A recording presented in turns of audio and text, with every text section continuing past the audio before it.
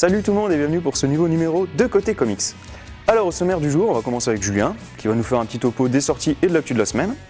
Ensuite, Thomas nous parlera de la jeunesse de Picsou. Donc Picsou c'est le vieux canard mais quand il est jeune en fait, du coup. Et on répondra à la question de JC Mort qui veut tout savoir sur le multiverse. Donc on va vous expliquer pourquoi il y a 14 Flash, 14 Green Lantern, 14 de tout le monde. Voilà. Mais maintenant, on va commencer avec Julien. Bonjour à tous, c'est parti pour l'actu des sorties comics. Une actu 100% cinéma aujourd'hui, on débute avec la suite de Amazing Spider-Man. Le film est prévu pour le 30 avril 2014 et on connaît déjà deux nouveaux personnages et acteurs. En premier lieu, Harry Osborn fera ses débuts et sera interprété par Dean Dehan. Et qui dit Harry Osborn, dit bien sûr Norman Osborn, son père, qui lui aussi apparaîtra dans le film, mais qui n'a pas encore d'acteur. Du côté des vilains, Spider-Man affrontera Electro, l'homme électrique, qui prendra les traits de l'acteur Jamie Foxx. Une rumeur enfin verrait aussi le vampire Morbius dans le film. Le tisseur aura donc beaucoup de boulot. On passe chez DC maintenant avec le nouveau film Superman, Man of Steel. Il est réalisé par Zack Snyder, qui a déjà fait 300 et Watchmen, et produit par Christopher Nolan, que l'on ne présente plus évidemment, lui qui a fait la trilogie The Dark Knight. Superman y sera interprété par l'acteur Henry Cavill, alors que c'est Amy Adams qui reprendra le rôle de Lois Lane.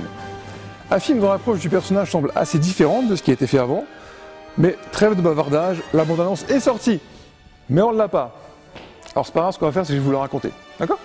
Donc en fait, ça commence comme ça, Superman il est petit, comme ça, et il se dit oh c'est dommage, j'ai pas de pouvoir, comme ça. Le monde est trop grand, maman. Alors, rapetisse-le. Concentre-toi sur ma voix. Imagine que c'est une île, en plein océan. Tu la vois? Je la vois. Mon fils était dans le bus. Il a vu ce que Clark a fait. Tu dois garder secrète cette face cachée de toi. Qu'est-ce que j'aurais dû faire? Les laisser mourir? Peut-être.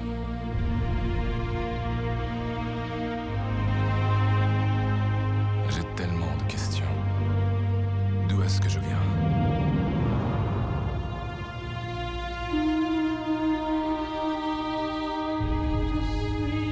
C'est à toi de décider quel genre d'homme tu veux être, Clark. Quel que soit cet homme, il changera le monde.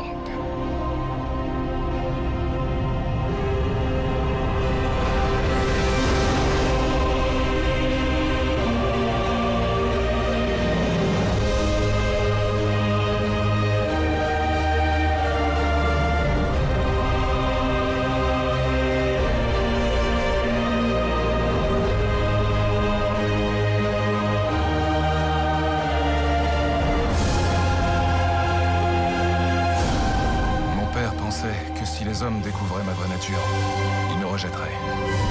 Il était persuadé que le monde n'était pas prêt. Et vous?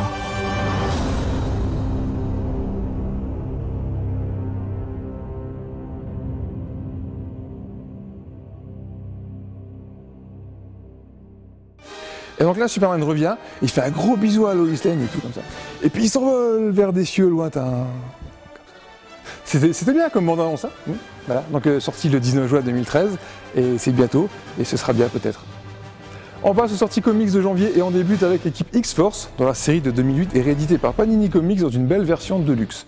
Après les événements de House of M, qui a vu l'extermination des mutants maintenant en petit nombre, Cyclops reforme une équipe X-Force en secret dans le but de stopper les menaces les plus dangereuses avant qu'elles ne le deviennent, en utilisant souvent des méthodes très radicales.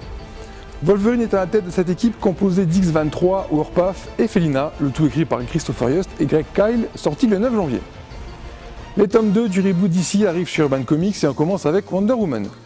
On n'avait pas parlé du tome 1, voici donc le tome 2 de cette nouvelle série de Brian Azzarello et Cliff Chiang. La princesse Amazon part à la recherche de Zeus et devra en chemin affronter les dieux Apollon, Héra et même Hadès. En librairie le 4 janvier. C'est déjà tout pour l'actu et sorties comics. On rejoint maintenant Thomas qui va nous parler de Picsou. D'ici là, portez-vous bien, fêtez bien la nouvelle année, lisez des comics et n'oubliez pas de nourrir vos bonhommes de neige. Ils ont faim, les pauvres.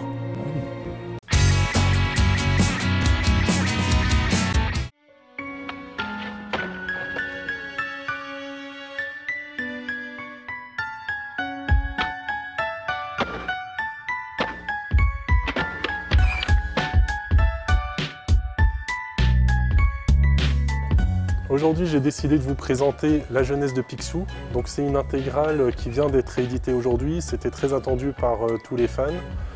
C'est le premier tome d'une série qui sera sur 2 tomes.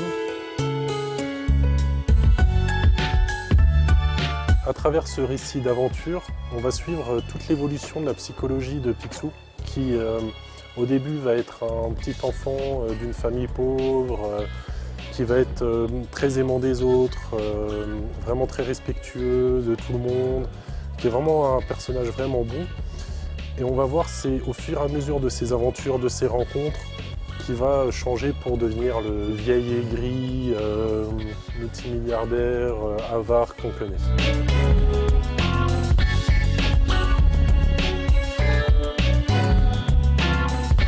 On va voir ses relations avec sa famille, son grand amour, avec ses premières rencontres avec les Raptous, avec Donald, un peu de l'histoire de son clan. C'est vraiment des choses assez intéressantes qui avaient été très peu traitées en fait par le créateur, c'est Carl Barks. Carl Barks, tout au long de ses histoires de Picsou et de Donald, avait distillé des petites informations sur la biographie de Picsou. Don Rosa, qui est un très grand fan de Carl Barks, a fait des très longues recherches à chercher dans toutes les histoires, les petites cases où il y avait une petite anecdote sur une recherche d'or au Klondike à telle époque ou en Afrique à telle autre. Et il va réussir à insérer tout ça dans cette histoire de façon chronologique. Et il va expliquer à chaque fin de chapitre ses références, où est-ce qu'il a trouvé voilà, telle ou telle information. C'est vraiment super sympa. En plus, c'est une réédition qui est vraiment de très bonne qualité. Glénat a fait un très bon travail. Donc pour les fans de l'univers de Donald et Picsou, c'est parfait. À présent, dernière rubrique pour aujourd'hui, j'ai une question comics. Donc si vous avez des questions vous-même, vous pouvez les envoyer à cette adresse. Alors au niveau du multiverse, c'est un peu compliqué, mais si vous suivez, vous allez tout comprendre. Alors le principe est qu'il n'y a pas un seul univers, mais plusieurs univers. C'est comme si moi j'étais là devant vous, et qu'il y avait un Jeff gentil et un Jeff méchant. Donc il y a plusieurs variables à prendre en compte. En fait, au niveau de DC Comics, tout commence en 1938 avec l'arrivée de Superman. Par la suite, DC lance plein de super-héros, et ça représente le Golden Age en fait, de 1938 à 1950. Beaucoup de super-héros par la suite ne sont plus publiés et il ne reste plus que quelques gros comme Batman et Superman. En 1956, on décide de redonner une chance à d'anciens super-héros et c'est là que débute le Silver Age, donc qui suit le Golden Age. On veut une cassure, on veut que les héros soient les mêmes sans être les mêmes et résultat on commence avec des raisons un peu foireuses, c'est vrai que c'est pas super clair. Donc du coup on va finalement expliquer le tout très simplement. Tout le Golden Age représentait un univers parallèle. Voilà, c'est l'explication de base. Le principe est abordé une première fois dans Wonder Woman, avant d'être clairement établi dans Flash of Two Worlds, ou Flash 123, et où Barry Allen passe de la Terre 1 à la Terre 2, et où il rencontre Jay Garrick, le Flash de la Terre 2, donc justement. Voilà, le multiverse est là. Par la suite, DC veut rebooter son univers pour fêter ses 50 ans de bons et loyaux services, et une crise très connue de DC débute alors, Crisis on Infinite Earth. Tout commence avec un nouveau super vilain, gigantesque et super puissant, l'Anti-Monitor, qui détruit tous les univers un par un. C'est une vraie purge, seuls quelques personnages parviennent à s'échapper des univers secondaires. Et même dans les deux univers que l'on connaît le plus, à savoir la Terre 2, le Golden Age donc, et la Terre 1, le Silver Age, on perd de gros personnages comme Supergirl, Barry Allen ou même Wonder Woman qui redevient de l'argile. Tout se conclut finalement par une altération du Big Bang et la fusion des 5 derniers univers restants qui n'en donnent plus qu'un et où du coup certains super-héros de différentes époques se côtoient désormais comme les différents Flash. Voilà, c'est pour ça qu'il y en a 50. Un peu plus tard, durant Infinite Crisis, la seconde crise, finalement chez DC on se dit que ouais, les univers c'était pas si mal quoi finalement, et du coup on recrée des univers parallèles, et en plus on en crée 52. Un numéro fétiche dès lors. 52 univers se côtoient alors officiellement, et la Terre où nous suivons nos super-héros est rebaptisée New Earth. Dernière crise en date, Final Crisis, le multiverse est de nouveau menacé et par Darkseid cette fois s'il vous plaît. c'est bien narré, il y a beaucoup de suspense et de retournement de situation, mais par contre, cette fois, pas de changement dans le multiverse. Aujourd'hui, en 2012, on a subi l'année dernière le reboot, donc il y a eu le New 52, 52, je vous avais dit, le numéro fétiche, et on sait qu'il y a de nouveau des univers parallèles, mais on ne sait pas combien. Suspense. C'est à peu près tout au niveau du multiverse. Pour le moment, soyons honnêtes, ça peut changer dès demain. Si vous avez d'autres questions, n'hésitez pas, vous les envoyez à cette adresse, et j'y répondrai. Et voilà, c'est déjà tout pour cette dernière émission de 2012. Oui. Très bonne année à tous, à très bientôt.